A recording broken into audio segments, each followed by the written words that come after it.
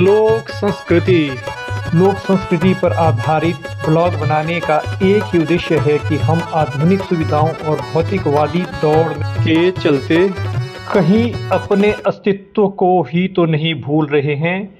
यहाँ मूल का तात्पर्य उस सनातन संस्कृति से है जो हमें विरासत में मिली है। वही हमारे जीवन की आधारशिला को मजबूत करती है। अर्थात जैसे एक पौधा जमीन पर जड़ों के आलंबन से फलता फूलता है, उसी भांति मानव विकास में उसकी मूल संस्कृति अहम भूमिका निभाती है। यह ब्लॉग चूड़ चांदनी के अधिपति परम आराध्य शिरगुल महाराज के चरणबिंद में अर्पित है। चूड़धार आज विश्व पटल पर धार्मिक पर्यटक स्थल के रूप में उभर कर आ रहा है। इसका ज्वलंत उदाहरण चूड़धार की बगल में कालाबाग नामक स्थान पर बना हेलीपैड है। अर्थात धार्मिक पर्यटक स्थल चूड़धार के लिए अब हवाई सेवाएं भी प्रारंभ कर दी गई है।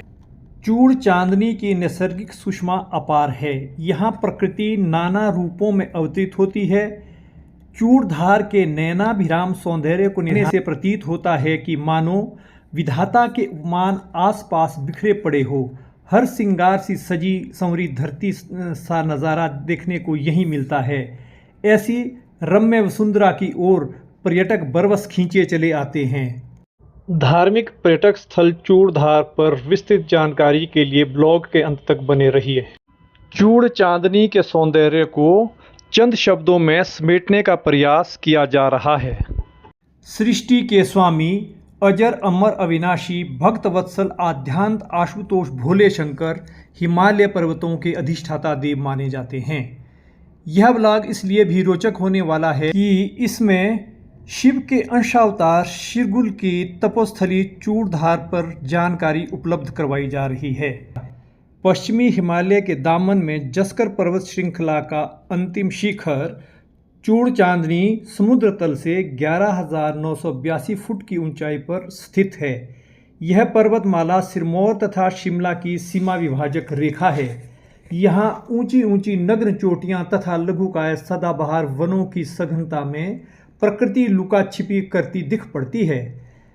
हिमालय की बाह्य पर्वतमालाओं में चूड़धार भी एक प्रमुख शिखर है। पाश्चात्य अन्वेषकों तथा यात्रियों ने भी चूड़धार की गणना विश्व की सुंदरतम पर्वत श्रृंखलाओं में की है। भूवैज्ञानिक भी चूड़ चांदनी को बाह्य हिमालय का एक विशिष्ट पर्वत मानते हैं।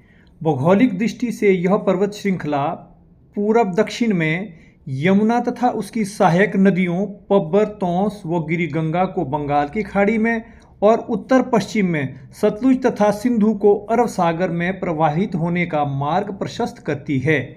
इस पर्वत श्रृंखला के आंचल से असंख्य नदियों नालों का उद्भव होता है। इस शैल शिखर के पादतल से पूरब में हामल्टी खड सरहा चौपाल से होकर और पाताल खड पतालनौ भूजल भड़ोली से होकर, पश्चिम में रौड़ी खड चूड़रोनोइड नौराधार थनगा से होकर, उत्तर में झेतु और रेहटी खड सरवापुजाली से होकर तथा दक्षिण में सेंज खड तरह बाग मझोली चौपाल से होकर प्रवाहित होती है।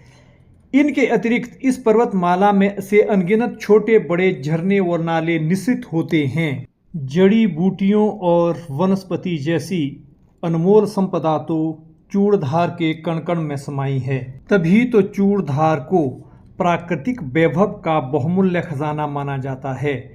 यहाँ घने जंगलों में संजीवनी बूटी, कथुरचार, नरबिशी, चौरा, हथपंजा, शीलाजीत, सालम पंजा, खेत चीनी, पाषाण भेद, जटामसी, दर्द चोस बूटी, खून सफा बूटी, टुडरक बूटी, सफेद मुसली, सेला बूटी, नादरस, चीपट बूटी, गेंद्र बूटी, नागछत्री, बदगर, रोमस्कत, आफाबंद बूटी, नागदामिनी, इश्कंबर बूटी, वनक्षा, गुच्छी, कश्मीरी पट्टा, केसर, कपूर कचरी, कस्तूरी पत्र, सर्पगंधा, द्रोणपुष्पी, पतीश, रतनजोत, ब्रह्मसूत्र रोधक बूटी आदि असंख्य आयुर्वेदिक औषधियों के विपुल भंडार है।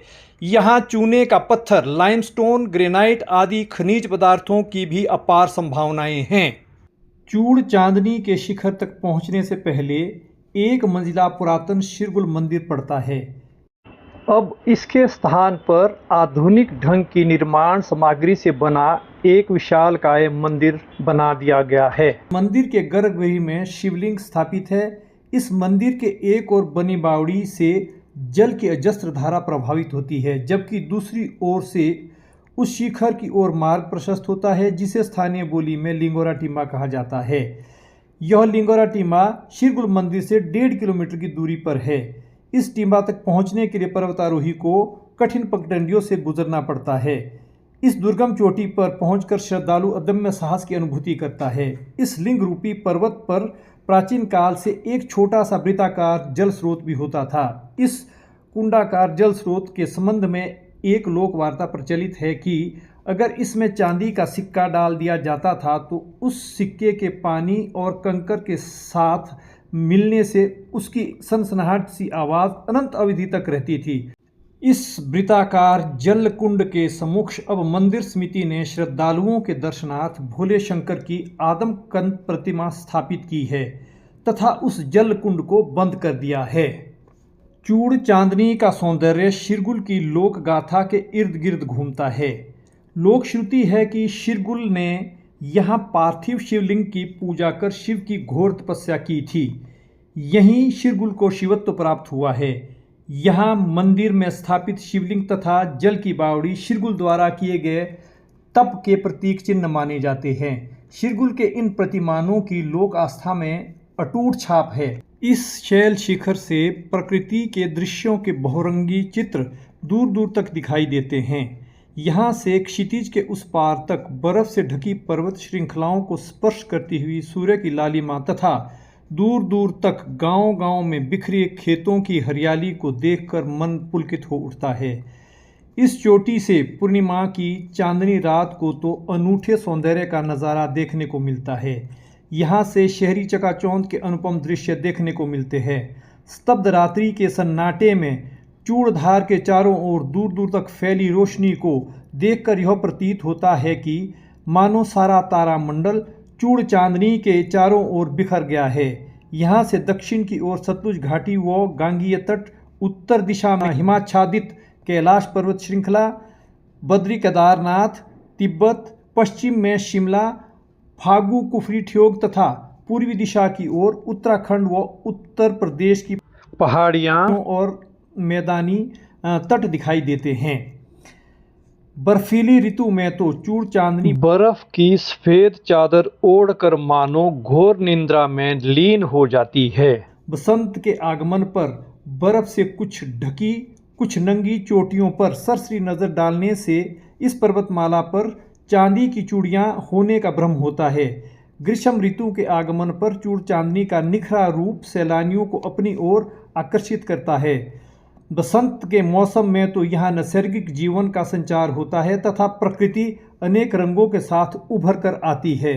चूड़ चांदनी शिरगुल देवता की कर्म भूमि तो रही ही है, लेकिन प्राकृतिक सौंदर्य का पर्याय यह पर्वत श्रृंखला रियासती काल से शासकों के आकर्षण का केंद्र बिंदु भी रहा है। चूड़ पर विजय पाने के लिए सिरमौर तथा जुब्बल रियासत के शासकों में सतत होड़ रही है।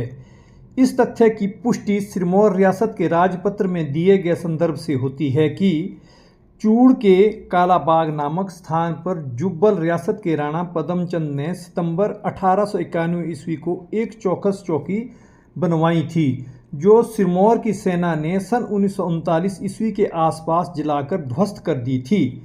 लोक आस्था से ओतप्रोत चूड़ चांदनी इतिहास के पन्नों से भी अछूती नहीं रही है। यहाँ लोक प्रचलन में शिरगुल की पूजा अर्चना शिव के रूप में की जाती है।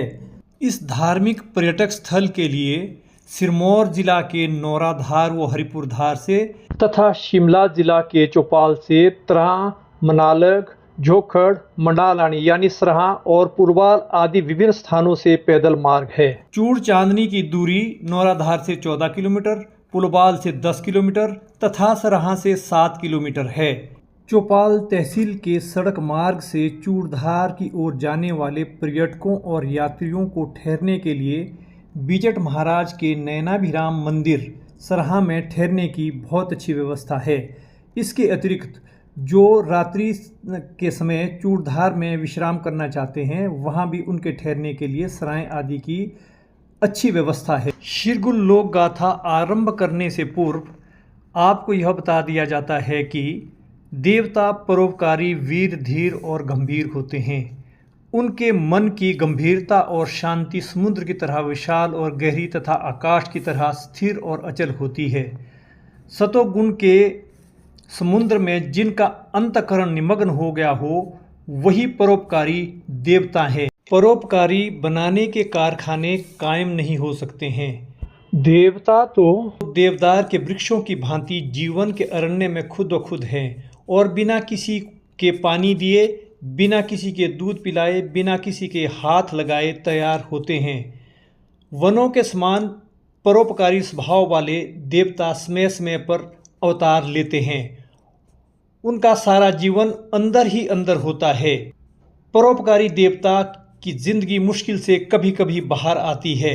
वह कंदराओं में, गारों में, छोटी छोटी झोंपड़ियों में छिपाकर अपना जीवन व्यतीत करते हैं। चूड़धार और शिरगुल की लोक गाथा को लेकर आपको यह लघु कथा कैसी लगी, कमेंट बॉक्स में अपनी राय अवश्य दें। शिरगुल लोक गाथाओं, शिरगुल पूजा पद्धति, शिरगुल विजय गाथा यानी लिम्बर को लेकर हम अगले ब्लॉग में विस्तार से जानकारी उपलब्ध करवाएंगे, जिससे कि आप भी कुछ सीख पाएं। अगर आपको ब्लॉग अच्छा लगा हो तो इसे लाइक करें, शेयर करें और चैनल को सब्सक्राइब करना ना भूलें।